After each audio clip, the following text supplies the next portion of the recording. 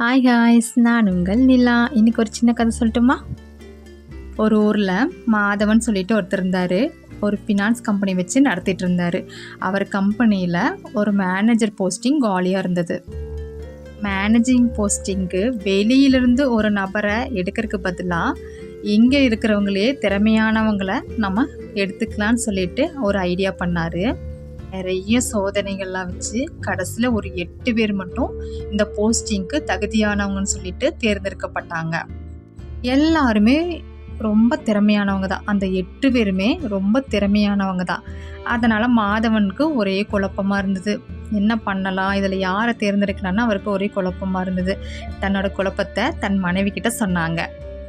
அவங்க மனைவியும், இது ஒரு பெரிய பிரச்சனையே இல்லைங்க, இது ஒரு சின்ன பிரச்சனை தாங்க, நான் உங்களுக்கு காலையில் இதுக்கு ஒரு முடிவு சொல்கிறேன்னு சொல்லிட்டு காலையில் அதே மாதிரி 8 மண் தொட்டிகளையும் 8 விதை பேக்கெட்களையும் கொண்டு வந்து கொடுத்தாங்க. அவர் சிரித்தார். என்னம்மா, எதுக்கம்மா இதுன்னு கேட்டாங்க. இல்லைங்க, இப்போ தேர்ந்தெடுக்கப்பட்டிருக்காங்கல்ல அந்த 8 நபர்களுக்கும் இந்த மண் தொட்டிகளையும் இந்த விதைகளையும் கொடுத்துருங்க. 1 மாதம் அவங்களுக்கு டைம் கொடுக்கலாம். இந்த 1 மாதத்தில் யாரோட தொட்டியில் வந்து நிறைய பூக்கள் பூத்து குலுங்குதோ அவங்கள வந்து நம்ம கண்டிப்பாக நம்ம இந்த மேனேஜர் போஸ்டிங்க்கு நம்ம கொடுக்கலாம் அப்படின்னு சொல்லி சொன்னாங்க.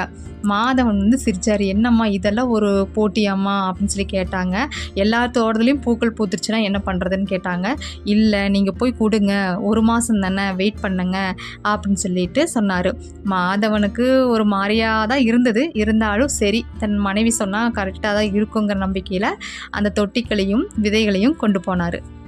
அதே மாதிரி கொண்டு போன அந்த தொட்டிகளையும் விதைகளையும் அந்த 8 நபர்களுக்கும் கொடுத்து 1 மாத காலத்தையும் கொடுத்தும், இதில் யாரோட தொட்டியில் நிறைய பூக்கள் பூக்குதோ அவங்களுக்கு தான் இந்த மேனேஜிங் போஸ்டிங் அப்படின்னு சொல்லிட்டாரு.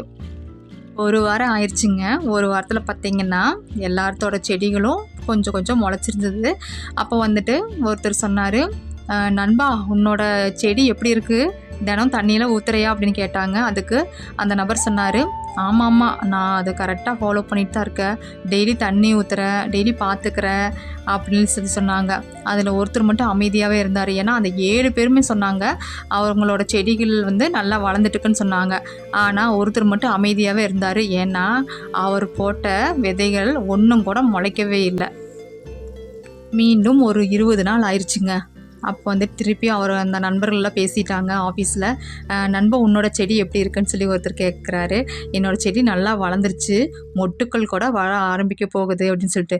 இன்னொரு நண்பர் சொல்கிறாங்க, நான் குளிக்கிறனோ இல்லையாப்பா, டெய்லி செடிக்கு நான் தண்ணி ஊற்றிடுறேன் அப்படிலாம் பேசிகிட்டு இருந்தாங்க. இருந்தாலும் அந்த ஒருத்தர் மட்டும் அமைதியாகவே இருந்தார். ஏன்னா அவரோடதில் மண் மட்டும்தான் இருந்தது, வேறு எந்த துளிரும் விடல, எந்த செடியும் வரல. அவர் பேர் மணி. அவர் ரொம்ப சோகமாக உட்காந்துருந்தார். அவரோட செடி தான் எதுவுமே வளரவே கிடையாது. விதைகள் போட்டு அவரும் டெய்லி தண்ணியெல்லாம் ஊற்றினார். இருந்தாலும் ஒரு முளை கூட அதில் இருந்து வரவே கிடையாது. ரொம்ப கஷ்டமாக இருந்தது அவருக்கு. அப்போ அவங்க மனைவி சொன்னாங்க, என்னங்க, ஒரு வேளை நம்மளோட விதைகள் சரியில்லையோ என்னமோ, ஏன்னா நம்ம மற்றவங்களோட 7 பேர்த்தோட விதையும் நல்லா பூத்து குலுங்குதுன்னு சொல்கிறீங்க, செடியாக வந்து நிறையா பூத்து குலுங்குதுன்னு சொல்கிறீங்கள, அப்போ நம்மளோட விதை ஏதோ ஃபால்ட்டாக இருக்குங்க. அதனால் வந்து நம்ம வேறு ஏதாவது செடி வாங்கி கொண்டு போய் கொடுத்துர்லாங்க. அந்த இடத்துல நீங்கள் மட்டும் வெறும் மண் தொட்டியோடு போனீங்கன்னா ரொம்ப கேவலமாக இருக்குமில்ல, எல்லாம் சிரிப்பாங்க அப்படிலாம் சொன்னாங்க. அதற்கு மணி சொன்னார், இல்லைம்மா, யார் யாருக்கு எது கிடைக்கணும்னு இருக்குதோ அது கிடைச்சி தானே ஆகணும். நமக்கு கிடைச்சது இந்த விதைகள் தான், மற்றவங்களுக்கெல்லாம் பார்த்தீங்கன்னா நல்ல விதைகள் கிடைச்சிருக்குது, அதனால் அவங்களது செடிகள்லாம் பூத்து குலுங்குது. நமக்கு கிடைச்ச விதை இவ்வளோ தானே, அதனால் நம்ம தப்பெல்லாம் செய்ய வேணாம், நம்ம இதையே கொண்டு போய் நாளைக்கு காட்டலான்னு சொல்லிட்டாங்க.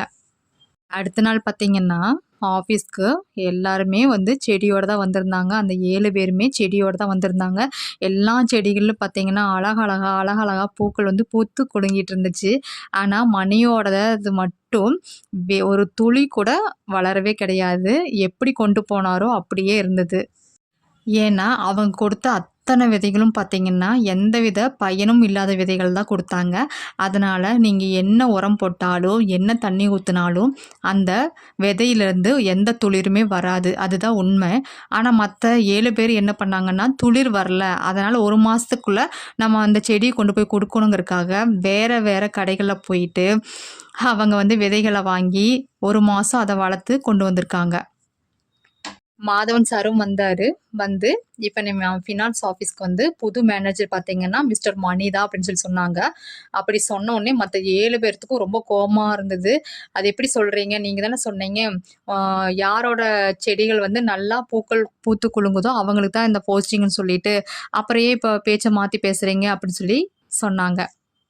அதுக்கு மாதவன் சார் சொன்னாரு, "உங்ககிட்ட கொடுத்த அத்தனை விதைகளும் பார்த்தீங்கன்னா, பலன் இல்லாத விதைகள் தான். நீங்க என்னதான் போட்டு, என்னதான் தண்ணி ஊத்துனீங்கன்னாலும், அதிலிருந்து முளைக்கவே முளைக்காது. ஏன்னா, அது எதுவுமே பலன் அளிக்காத விதைகள மட்டும் தான் உங்களுக்கு நாங்க குடுத்தோம்.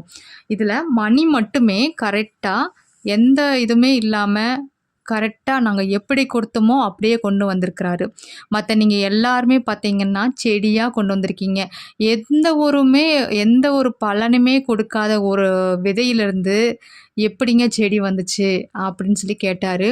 அந்த 7 பேருமே அவங்களோட தவற புரிஞ்சுக்கிட்டாங்க. அந்த 7 பேருமே ஒத்துக்கவும் செஞ்சாங்க. "ஆமா, நீங்க கொடுத்த விதையிலேருந்து துளிர் விடல. அதனால நாங்க அடுத்த நாளே போயி, நாங்க புது விதைகள தான் வாங்கிட்டு வந்து நாங்க பயன்படுத்தினோம். எங்கள மன்னிச்சிருங்க." அப்படின்னு சொல்லி சொன்னாங்க. மாதவன் அவங்களுக்கு மன்னிப்பவும் குடுத்தாரு. அது மட்டும் இல்லாம, மணிக்கு ஒரு நல்ல ஒரு போஸ்டிங்கும் குடுத்தாங்க. அதாவது நேர்மையா இருந்தா, கண்டிப்பா நல்ல பலன் கிடைக்குங்க. வாழ்க்கை வாழ்வதற்கே வாழ்ந்து காட்டுவோம். தேங்க்ஸ் ஃபார் வாட்சிங்.